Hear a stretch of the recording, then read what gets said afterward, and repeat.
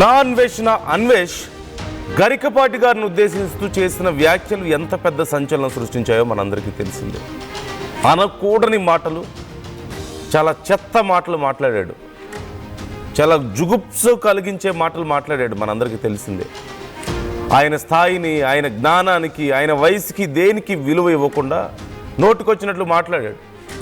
అయితే దీనికి సంబంధించి బయట చాలామంది మాట్లాడారు. గరికపాటి గారి అభిమానులు మాట్లాడారు, సామాన్య ప్రజలు మాట్లాడారు, అన్వేష్ మీద చాలా గట్టిగా స్పందించారు. కానీ గరికపాటి ఎక్కడా కూడా రెస్పాండ్ అవ్వలేదు ఇమ్మీడియట్గా. ఇప్పుడే కాదు, గతంలో ఆయనకు సంబంధించి కొన్ని విషయాల్లో ఆయన ఎప్పుడూ ఇమ్మీడియట్గా రెస్పాండ్ అయినటువంటి సందర్భం లేదు. ఇప్పుడు కూడా ఆయన ప్రత్యేకంగా ఏం రెస్పాండ్ అవ్వలేదు. కేవలం ఎక్కడో ఒక చోట ప్రవచనాలు చెప్తూ ఆ ప్రవచనంలో భాగంగా డైరెక్ట్గా అనకుండా కొంత ఇండైరెక్ట్గానే ఆయన సమాధానం చెప్పే ప్రయత్నం చేశారు. ఒకరెవరైనా తప్పు చేస్తే అతను 10 ఏళ్ళు శిక్ష అనుభవించినా సరే మారతాడో లేదో తెలియదు, కానీ బయట ప్రజలు చీ కొడితే ఖచ్చితంగా మారతాడు.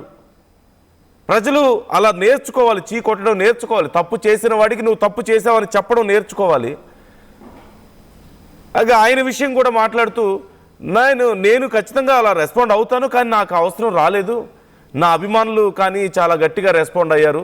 నా అభిమానుల్లో ఖచ్చితంగా ఆ ధైర్యం ఉంది ఎప్పుడు. ఆ విషయంలో మాత్రం నేను చాలా సంతోషంగా ఫీల్ అవుతున్నానని చెప్పేసి ఆయన మాట్లాడారు. అన్వేష్ మీద గరికపాటి అభిమానులు ఖచ్చితంగా ఏ స్థాయిలో మాట్లాడారో, ఏ స్థాయిలో అతని మీద రియాక్ట్ అయ్యారో మనం చూస్తూనే ఉన్నాం. అన్వేష్ ఇండియాకు వస్తే నీ సంగతి చెప్తా ఉంటే ఇప్పటికే చాలాసార్లు వార్నింగ్లు ఇచ్చారు, కంప్లైంట్స్ ఇచ్చారు. అయితే గరికపాటి కూడా మొత్తం మీద ఈ విషయం మీద రెస్పాండ్ అయ్యారు. గరికపాటి సహజంగా సైలెంట్గా ఊరుకునే వ్యక్తిత్వం ఏం కాదు ఆయనది. ఖచ్చితంగా ఆయనే చెప్తూ ఉంటారు, ఊరుకోవాల్సిన అవసరం లేదు. ఏదైనా సమస్య వస్తే, ఎవరైనా మనకి నష్టం చేస్తే తిరిగి మనం అతనికి గట్టిగా సమాధానం బుద్ధి చెప్పగలిగి ఉండాలని చెప్పి అంటుంటారు. కానీ ఈ విషయంలో మాత్రం నేను రెస్పాండ్ అవ్వాల్సిన అవసరం దాకా రాలేదు, నా అభిమానులు, నా ఫాలోవర్సే చాలా గట్టిగా రెస్పాండ్ అయ్యారని చెప్పేసి ఆయన మాట్లాడారు. మొత్తం మీద గరికపాటి రెస్పాండ్ అవ్వడం ఈ విషయం మీద ఒక బుద్ధి లేని వాడికి నా అభిమానులు చాలా బాగా బుద్ధి చెప్పారని చెప్పి రెస్పాండ్ అవ్వడంతో ఇప్పుడు ఈ విషయం మరింత చర్చనీయాంశంగా మారింది. ఆయన రెస్పాండ్ అవ్వడం చాలామందికి సంతోషాన్ని కలిగిస్తుంది. ఆయన అభిమానులకి కొంతమంది ఇంకొంచెం గట్టిగా రెస్పాండ్ అవ్వాలని చెప్పి కోరుకుంటున్నారు. అండ్ ఆయన టీం కూడా ఒక పోస్ట్ పెట్టడాన్ని మనం చూసాం. గరికపాటి గారి గురించి బయట కొంతమంది నోటుకొచ్చినట్లు మాట్లాడుతున్నారు. వాళ్ళ గురించి మీరేం బాధపడాల్సిన అవసరం లేదు, వాళ్ళ మీద ఖచ్చితంగా చర్యలు ఉండబోతున్నాయి అని చెప్పి ఒక పోస్ట్ కూడా చేశారు. అంటే తొందరపడి ఏమీ మీరు చేయొద్దు, మీరు కొంచెం ప్రశాంతంగా ఉండండి, ఆ సమయానికి ఖచ్చితంగా మేము చర్యలు తీసుకుంటాం, లీగల్గా ప్రొసీడ్ అవుతాం అని చెప్పారు. మరి ఇక్కడితో ఈ విషయం ఆగబోతుందా, లీగల్ ప్రొసీడింగ్స్ ఉండబోతున్నాయా అనేది ఒక ప్రశ్న వస్తుంది. లీగల్గా కూడా ప్రొసీడింగ్స్ ఉండాలి అని చాలామంది కోరుకుంటున్నారు. అది ఇంతకుముందు మనం చెప్పుకున్న పోస్ట్. గత కొన్ని రోజులుగా జరుగుతున్న వివాదానికి గురువుగారు ఎప్పుడో చెప్పిన మాటలు జోడించి వక్రీకరించి వివిధ యూట్యూబ్ ఛానళ్ళు లేనిపోని సమస్యలు సృష్టించే ప్రయత్నం చేస్తున్నాయి. ఈ మధ్యకాలంలో వ్యూస్ కోసం గురువుగారి మాటలు, ఫోటోలు ఇష్టానుసారంగా వాడుకోవడం పరిపాటి అయిపోయింది. ఇవి పూర్తిగా అర్ధరహితం, కవ్వింపు చర్యలు. గురువుగారి పట్ల అనుచిత వ్యాఖ్యలు చేసిన వ్యక్తులపై, ఛానళ్లపై చట్టపరమైన చర్యలు తీసుకోవడం ఖాయం. ఇంతకు ముందు కూడా ఎన్నోసార్లు ఛానళ్ళు, వ్యక్తులపై చర్యలు తీసుకున్నాం. కావున అభిమానులు ఏ సమాచారాన్నైనా 1-2 సార్లు సరి చూసుకోవడం మంచిది. గురువుగారి అధికారిక మాధ్యమాల్లో మాత్రమే వారి ప్రసంగాలు, వ్యాఖ్యలు వెలువడతాయి. మిగతా వాటితో వారికి ఎటువంటి సంబంధం లేదు. అభిమానులు ఇటువంటి సందర్భాల్లో ఎటువంటి ఆందోళన చెందరాదని తెలియజేస్తున్నాం. ఖచ్చితంగా దీనికి సంబంధించి చర్యలు అయితే ఉండబోతున్నాయి అంటూ వారు వ్యాఖ్యలు చేయడాన్ని ఒక పోస్ట్ చేయడాన్ని మనం చూసాం. మరి ఇప్పుడు లీగల్గా ఏమైనా ప్రొసీడింగ్స్ ఉండబోతున్నాయనే ప్రశ్న. మొత్తం మీద గరికపాటి గారు రెస్పాండ్ అవ్వడం అనేది చాలా మంచి విషయం అని చెప్పేసి ఆయన అభిమానులు కానీ చాలామంది రియాక్ట్ అవుతున్నారు. ఎందుకంటే ఆయన గురించి అంత దారుణంగా మాట్లాడినప్పుడు ఆయనే రెస్పాండ్ అవ్వాలి అని చెప్పి చాలామంది కోరుకున్నారు. ఆయన రెస్పాండ్ అయితే బాగుంటుందని ఎక్స్పెక్ట్ చేశారు. ఆయన అభిమానులు చాలా బాధపడ్డారు. ఇప్పుడు ఆయన రెస్పాండ్ అయ్యారు. ఒక పనికిమాలిన పని చేస్తే చీ కొట్టడం తెలియాలి, ముఖం మీద చీ కొట్టాలి. 10 ఏళ్ళు శిక్ష అనుభవించిన అతను మారతాడో లేదో తెలియదు, కానీ 10 మంది చీ కొడితే ఖచ్చితంగా మారతాడు అతని ముఖం మీద అంటూ ఆయన మాట్లాడారు. ఇప్పుడు అన్వేష్ విషయంలో అదే జరుగుతోంది. చీ కొడుతున్నారు అందరూ, అతన్ని చాలా ద్వేషిస్తున్నారు. ఒక మాటలో చెప్పాలంటే ఇండియా వస్తే మాత్రం అతని పరిస్థితి వేరే రకంగా ఉంటుంది. అతను రాడు ఖచ్చితంగా. అక్కడుండి బెదిరించే ప్రయత్నం చేయడం, దేవుళ్ళని అడ్డం పెట్టుకొని కొన్ని డ్రామాలు అయితే ఆడుతున్నాడు. కానీ ఇక్కడ దాకా వచ్చే పరిస్థితి అయితే నిజంగా ఉందా అంటే ఖచ్చితంగా లేదు. అంత ధైర్యం లేదు, అంత సాహసం చేయలేడు కూడా ఖచ్చితంగా. మన సాహస యాత్రికుడు కేవలం విదేశాల్లో ఉండి మాత్రమే తన సాహసాన్ని చూపిస్తుంటాడు, భారతదేశానికి వచ్చి చూపించలేడు ఖచ్చితంగా. ఇప్పుడున్న పరిస్థితుల్లో అసలే రాడు. సో ఇప్పుడు దేవుళ్ళని అడ్డం పెట్టుకొని, సుబ్రహ్మణ్య స్వామిని అడ్డం పెట్టుకొని, లేదంటే ఆంజనేయ స్వామిని అడ్డు పెట్టుకొని కొన్ని డ్రామాలు ఆడే ప్రయత్నం. నాకు ఆంజనేయ స్వామి కళ్ళలోకి వచ్చాడని వినాయకుడిని వెనక చూపించుకుంటూ, ఆంజనేయ స్వామిని చూపిస్తూ, స్వాములను దేవుళ్ళని చూపిస్తూ, అంటే కొంత అతను డైవర్ట్ చేసే ప్రయత్నం చేస్తున్నాడు, ప్రజల్ని మభ్యపెట్టే ప్రయత్నం చేస్తున్నాడు. అసలు విషయం అది కాదు. ఇక్కడ ఒక్కటే, it's very simple logic Anvesh. మీరు చేసిన కామెంట్స్కి నేను తప్పు చేశాను, నన్ను క్షమించండి అని మనస్ఫూర్తిగా అడిగితే, చేతులు జోడించి మనస్ఫూర్తిగా అడిగితే అయిపోతుంది, అక్కడితో అయిపోతుంది. ఇంకెప్పుడు అలాంటి కామెంట్స్ చేయకుండా కూడా ఉండాలి. అలా కాకుండా ఓకే నేను సారీ చెప్తున్నాను, నా సారీ యాక్సెప్ట్ చేయకపోతే మీరందరూ నాశనం అయిపోతారు. What kind of sorry it is? ఎలాంటి సారీ అది? ఇదే చెప్పే పద్ధతి?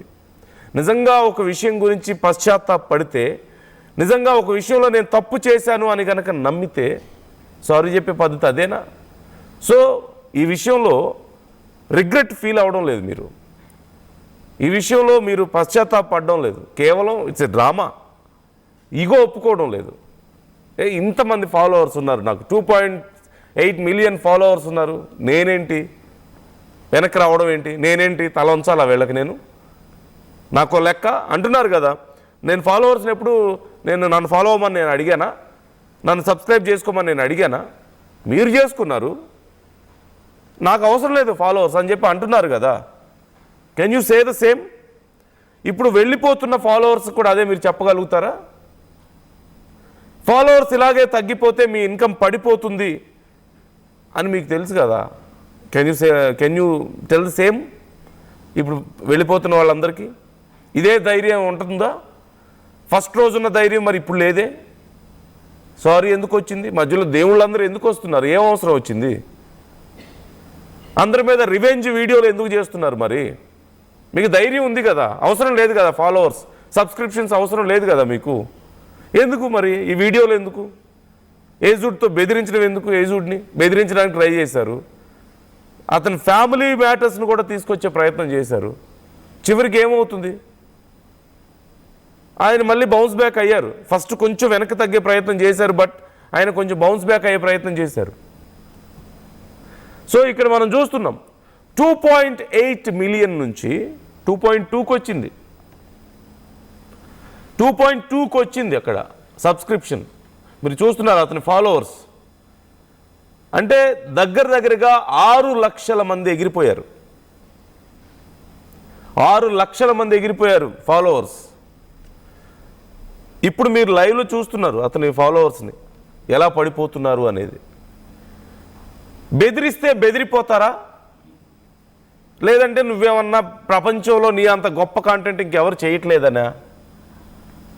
రివ్యూవర్స్ని దారుణంగా మాట్లాడాడు, గరికపాటి గారిని ఉద్దేశించి మాట్లాడాడు, హిందూ మతం గురించి ఉద్దేశించి మాట్లాడాడు, హిందువుల గురించి మాట్లాడాడు, సినిమా హీరోల అభిమానుల గురించి మాట్లాడాడు. అభిమానులు అందరూ అంటే పనికిమాలిన వాళ్ళంట, వాళ్ళకి ఏం పని లేక అన్ఎంప్లాయ్మెంట్ పెరిగిపోయి విచ్చలవిడిగా ఇలా బిహేవ్ చేస్తున్నారని చెప్పి మాట్లాడాడు. But you need the same followers. మళ్ళీ వాళ్ళు నీకు ఫాలో అవ్వరు. వాళ్ళకి ఎవరికో ఫాలోవర్స్ అయితే మాత్రం వాళ్ళు పనికిమాలిన వాళ్ళని చెప్పావు, బట్ నీకు మాత్రం ఫాలోవర్స్ కావాలి, నీ వీడియోలు చూడాలి, నీతో ఇంటరాక్ట్ అవ్వాలి, నీతో సోది చెప్పాలి. ఇవాళ రేపు ఆరెంజ్లని బత్తాయిలని కొత్త డ్రామా తీస్తున్నాడు, తోలు ఒలిచేస్తారు. అర్థమవుతుందా? నేను ఎక్కడో వేరే దేశాల్లో ఉన్నా నన్నేం చేస్తారులే అనుకుంటున్నావేమో. తోలు ఒలిచేస్తారు పట్టుకొని. పరిస్థితులు ఎప్పుడూ ఒకలా ఉండవు, సహనానికి ఒక హద్దు ఉంటుంది. బత్తాయిలు ఆరెంజ్లని దేవుడి ఫోటోలు దేవుడి ప్రతిమలు పట్టుకొని డ్రామాలు ఆడితే సరిపోదు, నోటికొచ్చినట్లుగా మాట్లాడితే సరిపోదు. ఇట్స్ ఖచ్చితంగా you know that you are in a deep, నేను కొన్ని మాటలు ఉపయోగించట్లేదు ఇక్కడ, లైవ్లో ఉన్నాను కాబట్టి, చాలా లోతుకి పడిపోయావు అనేది నీకు అర్థమవుతుంది. బట్ స్టిల్ క్షమాపణ చెప్తే ఎక్కడ నీ అహం దెబ్బతింటుందో అని, నీ ఇగో దెబ్బతినకుండా ఏదో డ్రామా ఆడుతున్నావు. లేదు అంటే యూ మస్ట్ బి క్రేజీ, అంతకుమించి ఇంకేం లేదు. నాకు ఇంతకుమించి సంపాదించుకునేది ఏం లేదనుకున్నావో, లేకపోతే ఇంకేం ప్రాబ్లం ఉందో తెలీదు. లేదంటే ఇవన్నీ కాదనుకుంటే విశ్వాసం పోయిందేమో. ఏ దేశం అయితే నీకు తిండి పెట్టిందో, ఏ దేశంలో ఏ తెలుగు ప్రజలైతే నీకు సబ్స్క్రైబ్ చేసుకుని నిన్ను ఫాలో అయ్యి నీకు డబ్బులు వచ్చేటట్లు చేసి, ఏ దిక్కు లేని వాడికి కోట్లు వచ్చేటట్టు చేశారో వాళ్ళ మీద విశ్వాసం లేదేమో నీకు, అందుకే అలా మాట్లాడుతున్నావు. ఈ డ్రామాలన్నీ వర్కౌట్ అయ్యేవి కాదు. It's not going to work out. Maybe కొంతమంది సబ్స్క్రైబర్స్ మిగులుతారేమో చివరికి, నీకు 2.8 కాకపోతే 2 మిగులుతారేమో, లేదంటే 1.5 మిగులుతారేమో. బట్ చేంజ్ కనిపిస్తుంది ఖచ్చితంగా. చాలా డ్రాస్టిక్ చేంజెస్ త్వరలో కనిపిస్తాయి నీకు. నిన్న మొన్నటి దాకా నెలకి నేను 30 లక్షలు సంపాదించాను, 40 లక్షలు సంపాదించాను అన్నావు కదా, పడిపోతుంది. సబ్స్క్రిప్షన్ స్లోగా పడిపోతుంది. నీకు వ్యూవర్స్ స్లోగా తగ్గిపోతారు. అన్నా నువ్వు తోపన్నా, నువ్వు తురుమన్నా అని చెప్పి మాట్లాడే వాళ్ళు ఎవరు ఉండరు నీకు మహా అయితే డబ్బా కొట్టేవాళ్ళు చుట్టుపక్కల ఒకళ్ళిద్దరు ఉంటారేమో. So all we wanted to say is, గాయపడ్డ హిందువుల మనోభావాలకి నువ్వు నిజంగా క్షమాపణ చెప్పాలి. నువ్వు రిగ్రెట్ ఫీల్ అవ్వాలి, నువ్వు రియలైజ్ అవ్వాలి. That is what all we want. నిన్ను ఎంకరేజ్ చేసింది మేమే, నీకు డబ్బులు ఇచ్చింది మేమే, నిన్ను ఫాలో అయింది మేమే, నీ వీడియోలు గంటలు చూసింది మేమే. నీ మాత్రపు ఇక కాంటెంట్ ఇంకెవరు ప్రపంచంలో చేయలేరని కాదు. మన తెలుగోడు ఏదో సరదాగా చేస్తున్నాడు, చూద్దాం. ఒక పాజిటివ్ కన్సర్న్ ఖచ్చితంగా ఉంటుంది. పాజిటివ్ ఉన్నా లేకపోయినా పర్లేదు, కానీ నెగిటివ్ మాత్రం ఉండకూడదు. ఉంటే పరిస్థితి ఎలా ఉంటుందో you are already tasting it. But నీకు రియలైజ్ అవ్వట్లేదు. ఇంకా నీకు అసలు విషయం అర్థం కాలేదా, లేకపోతే అర్థం అయ్యి కూడా కానట్లు నటిస్తున్నావా అనేది ఇంకా మీ ఇష్టం. That's your wish. సో మొత్తం మీద గరికపాటి గారి రెస్పాండ్ అవ్వడం, ఆయన రెస్పాన్స్ చాలామందికి నచ్చింది. ఆయన చాలా హుందాగా రెస్పాండ్ అయ్యారు. ఆయన మంచి వాగ్దాటి కలిగిన వ్యక్తి. మాట్లాడాలనుకుంటే ఎన్ని మాటలైనా మాట్లాడగలుగుతారు. కానీ చాలా హుందాగా ఆయన స్థాయికి తగ్గట్లు రియాక్ట్ అయ్యారు. ఆయన కనీసం డైరెక్ట్గా ఒక పేరు తీయలేదు, ఫలానా వ్యక్తి అని చెప్పలేదు. కేవలం ఎవరైనా అంటూ చాలా క్యాజువల్గానే చెప్పారు ఆయన. So try to comment your opinions. ఏం చేయాలి ఇతని విషయంలో? ఈ డ్రామాలన్నీ ఇంకెన్ని రోజులు ఉంటాయి? చరిత్ర సృష్టించినోడు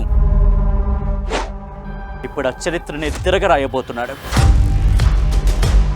అబద్ధాల గోడల్ని బద్దలు కొట్టి నిజాలను రాగా మీ ముందుంచబోతున్నాడు. నిజమైన వార్తల కోసం వెంటనే డౌన్లోడ్ చేసుకోండి రా యాప్ని.